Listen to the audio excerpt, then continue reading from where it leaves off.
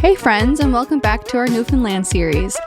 In this video, it's a continuation of my 30th birthday, where we hike up Signal Hill and get to view all the beauty that St. John's has to offer.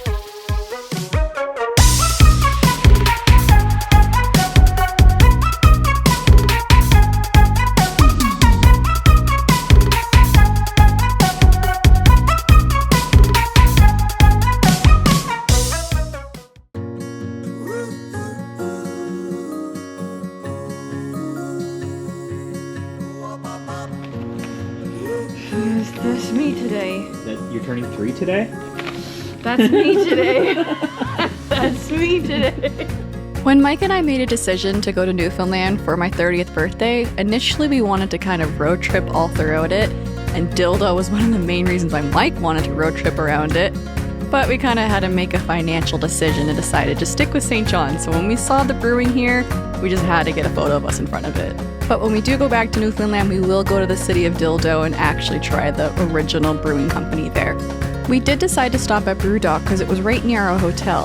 And when we looked into it, it had wonderful reviews, it had award-winning burgers, including plant-based burgers, and a great selection for beers. My beer was the Bake Apple Ghost, and Mike got the Blueberry Sour, and they're both from a brewing company called Quiddy Viddy, which we'll talk more about in a future video. And we just have to say, the Bake Apple Ghost was the best beer we have ever put to our lips. We still think about it to this day, and it's still sold out on their website, and we are dying to try it again. It's just, it's the best beer ever. Mike got the award-winning burger called High Stakes. It's 2 smashed patties, arugula, goat cheese, caramelized onions, and mushrooms. Although Mike asked for the mushrooms on the side, which, benefited me because it was a delightful add to my veggie burger, which was a black bean smash patty. Comes with greens, tomato, pickled red onion, cucumbers, and chipotle mayonnaise. We had a peppercorn aioli that we dipped our fries into, and it was so delicious. This place was a 5 out of 5. You have to check them out. We just discovered that they are permanently closed? What the f***? Before we start our hike up Signal Hill, we had to stop here at the Terry Fox Monument. For those who might not be familiar, Terry Fox is a Canadian hero who in 1980 set out on an incredible journey across Canada to raise money and awareness for cancer research. After losing his right leg to cancer, he began his Marathon of Hope, running the equivalent of a marathon every single day on a prosthetic leg. What's particularly special about this spot is that Terry actually dipped his prosthetic foot in the Atlantic Ocean right here in St. John's before starting his trek across the country. It was a symbolic gesture marking the beginning of his incredible journey. This monument stands in honor to where Terry's run began. Although he wasn't able to finish his cross-country trek due to his cancer returning, his determination and legacy continue to inspire millions of people around the world. Stopping here felt so meaningful as we reflect on his courage and resilience, and it's the perfect place to pause before heading up to Signal Hill. Take a moment to appreciate this beautiful spot and Terry's incredible story if you're ever in this area.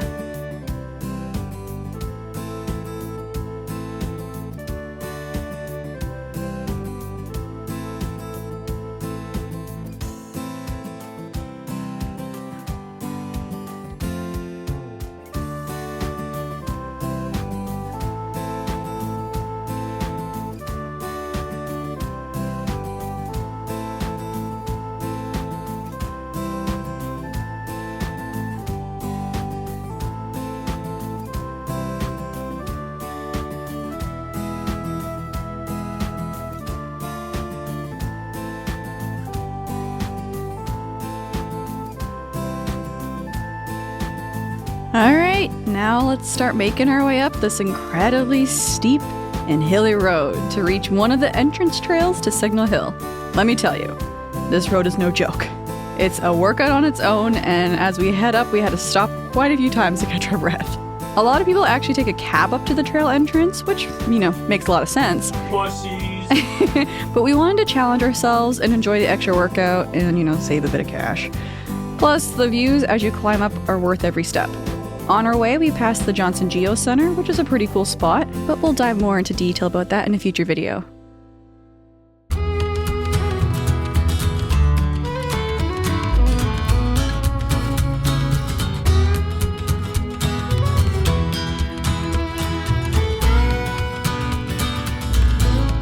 After tackling that steep road, we finally made it to one of the trail entrances to begin our hike up to the top of Signal Hill.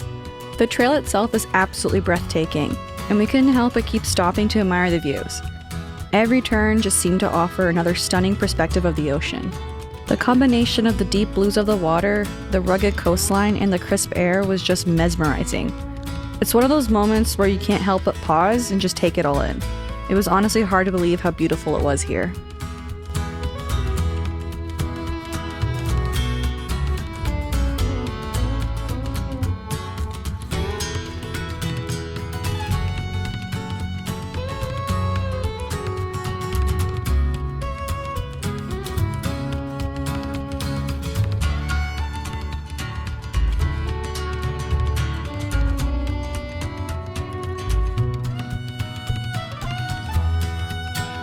Our first major stop along the way was Queen's Battery.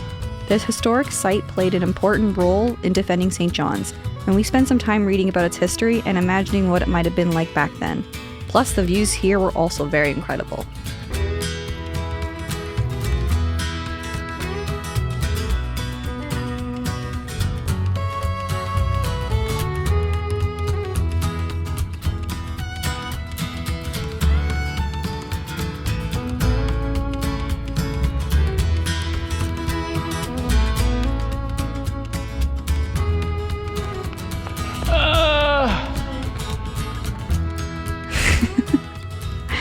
Well, from there, we continued our hike up to the iconic Cabot Tower at the summit. The climb might have been challenging, but moments like these made every step worth it. Isn't that right, Mike? A smoker's lungs. Yeah, it's good for your lungs, though. The hiking, not so much the smoking part.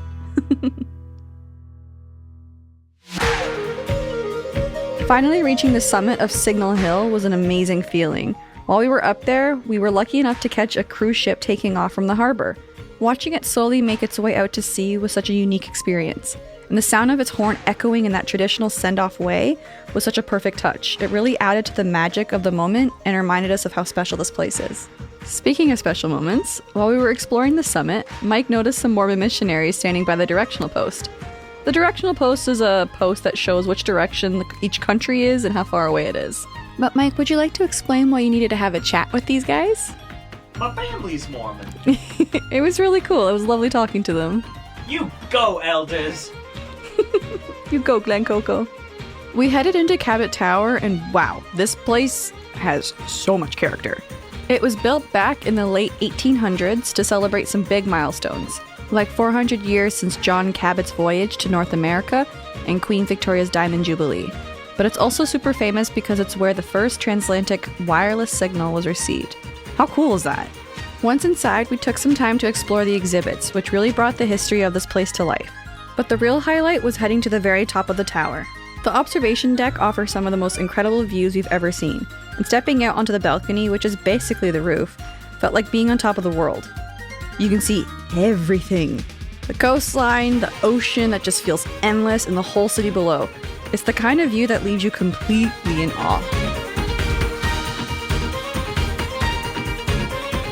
And before heading out, we stopped by the cute little gift shop inside the tower. They have some really unique souvenirs, so it's definitely worth checking out if you visit. Signal Hill is a 5 out of 5 for us. Between the breathtaking views, the sense of history, and the reward of a challenging hike, it's just an unforgettable experience.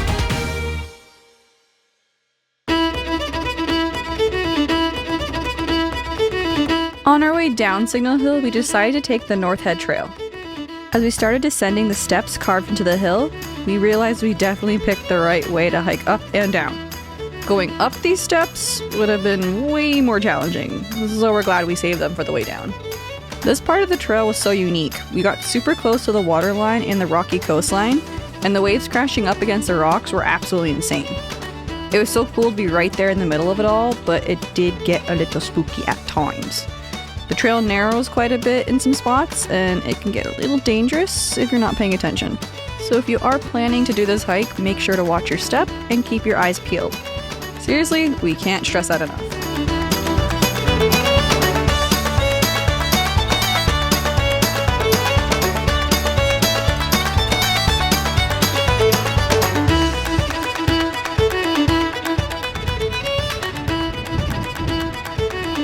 Great Big Sea! Woo! I love Great Big Sea!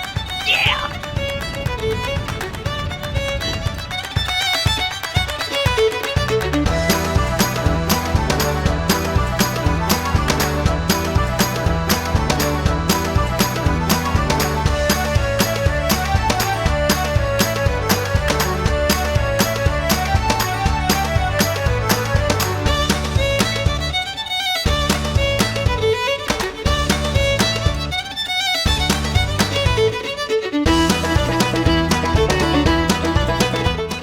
Taking in the scenery, eh?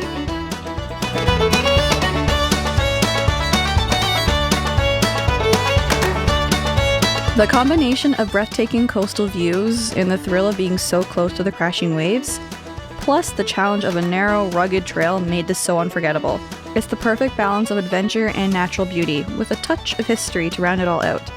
It's an all-around amazing experience. We give North Head Trail a 5 out of 5.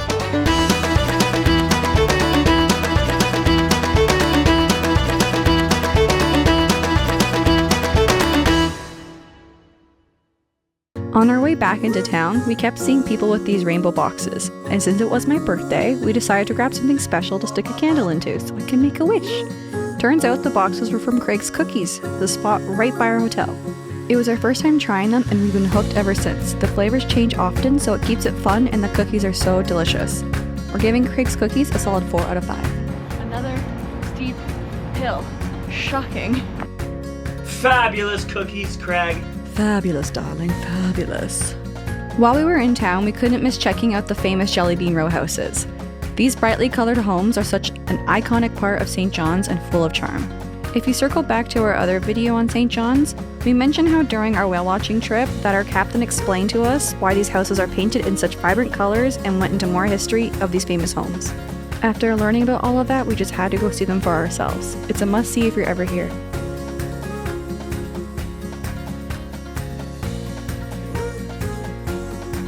We originally tried to get into the fish exchange, but because of how popular it is, it was fully booked. So we ended up at a lovely spot called Saltwater, and it turned out to be a great choice. This is where I tried my first, first full half of a lobster. And it was Mike's first time trying lobster too.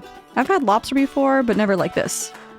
It was definitely an experience, delicious, but also a bit of a learning curve trying to figure out how to eat it, because I was struggling a little bit there, but it was delicious to say the least. I learned I love the lobster claw.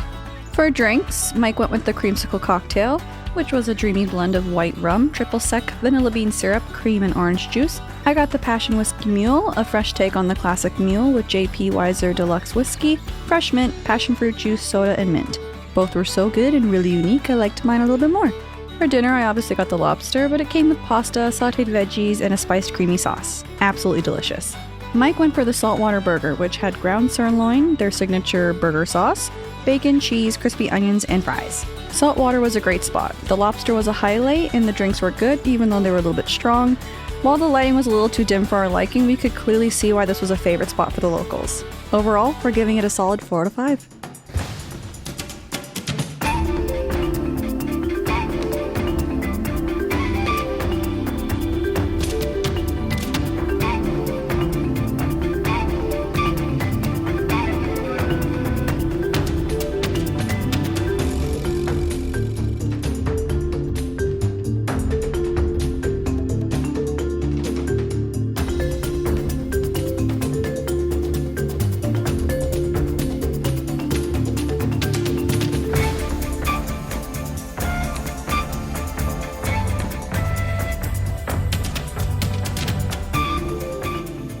To keep the drinks flowing, we stopped at Jungle Jim's, a fun theme franchised spot. The menu had typical chain restaurant options, but we were there mainly for the drinks. I got a frozen mango margarita, and Mike got a blue raspberry margarita. We both agreed mine was the better pick. It's in a lively part of St. John's, with a fun atmosphere and lots of energy, so that was kind of a nice add. Although we didn't come here for food, we would like to come back and try it again in the future to see what their food is really all about. But since it is more of a chain feel of a place, it gets a respectable 3 out of 5 for us.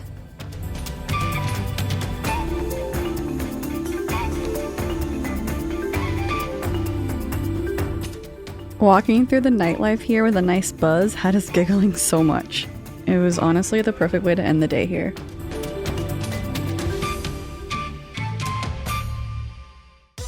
Alright, so that was another part of our Newfoundland trip.